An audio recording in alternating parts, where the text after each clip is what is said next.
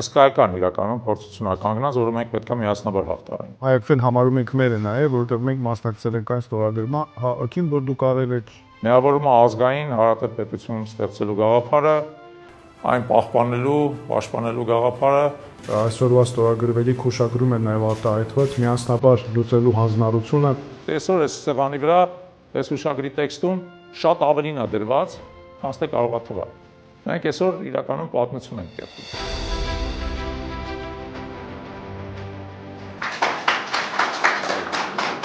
Մենք պետք է մեր օրինակով վերահաստատենք, ցույց տանք, որ մենք կարող ենք այո լինել անկախ ինքնիշխան պետություն, որ մենք կարող ենք լինել